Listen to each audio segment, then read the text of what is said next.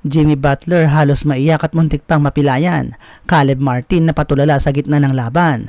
Ito na ang sagupaan sa play-in ng Eastern Conference sa NBA sa pagitan ng Miami Heat at ng Philadelphia 76ers. Sino kaya nga abante at makakakuha ng pwesto sa playoffs? Well, nag-uumpisa pa lang ang first quarter pero Tobias Harris pinatalon-talon agad si Adebayo at kumana ng dos para sa unang puntos ng 76ers. Sinundan pa ito ng isang quick attack ni Tyrese Maxey. Dumiretso sa ring at Butler na lusutan. Niko Jokic naman para sa first 2 points ng Miami Heat at naisahan pa si Embiid. Nagparamdam naman agad si Joel Embiid at umatake na rin sa ring. Halos mapaatras ang player si Caleb Martin ng Miami Heat. Jimmy Butler hindi naman nagpapahuli, nagpakitang gilas ang dalawang magkasunod na steal at dunk para makahabol sa score ng kalaban. At bago matapos ang quarter, Triple J ng Miami Heat bumira pa ng 3. Kinabahan naman ang lahat sa last seconds nang si Jimmy Butler bagsak at halos maiyak sa sakit sa paa. Dikit ang score sa first quarter, 23-22. Patuloy naman ang pag-init ng Miami Heat sa second quarter. Kevin Love bumitaw ng bola sa deep 3, pasok, abante sa 7 points ang lamang ng Miami Heat. Medyo maalat naman ang 76ers. Maxey sumugod, sablay. To the rescue naman si Tobias Harris pero ayaw talaga pumasok ng bola sa ring. Miami Heat on the show. Isang nice assist ni Tyler Hero at dunk mula kay Adebayo. Babawi na sana ang 76ers pero Jimmy Butler umarangkada na naman sa kanyang pang-apat na steal, diretso pa sa kay Highsmith, another score sa Miami Heat. Tahimik ang 76ers sa second quarter. Jimmy Butler maingat na sa kanyang galawan, pinasa agad ang bola.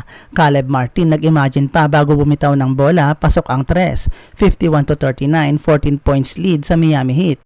Sa ating third quarter, hawak na ng Miami Heat ang momentum ng game. Tyler Hero at Adebayo connection, isang dunk para sa Miami Heat. Todo hustle naman ang 76ers para makahabol. Oubre umatake sa ilalim pero malakas ang block ang sagot na Adebayo. Hindi naman nawawalan ng pag-asa ang 76ers. Buddy Hield nagpakawala ng 3, pasok, 3 points na lang ang lamang ng Miami Heat. Sinundan pa ito ng 2 3 mula naman kay Nick Batum.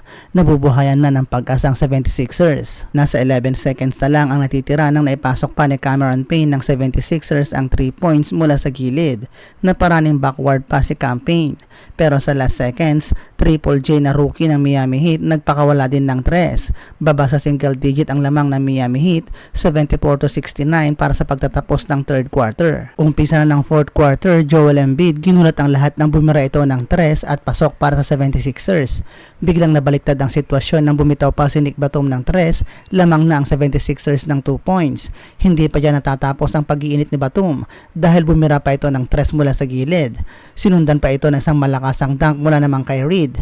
Kabado 20 na ang Miami Heat kaya naman Jimmy Butler take over, nag-steal at diretso sa pagdunk ng bola. Dikitan ng labanan, Triple J ng Miami Heat umatake na at diretso sa pagdunk ng bola. Sinundan naman agad ito ni Tyler Hero at nagpakawala din ng 3, pasok para sa Miami Heat. Pagpasok ng last 2 minutes, take over na si Joel Embiid. Nagpasabit pa ng foul at pasok ang bola. Hiyawan ang mga nasa bench. Last 40 seconds, tabla ng score pero Kelly Oubre biglang nagpasabit sa ilalim ng ring. Sa last 30 seconds, habol pa sana ng Miami Heat. Tyler Hero 3 points attempt pero nablock agad ni Nick Batum. At sa bandang huli, naipanalo ng 76ers ang game. 105-104 ang final score, 76ers win.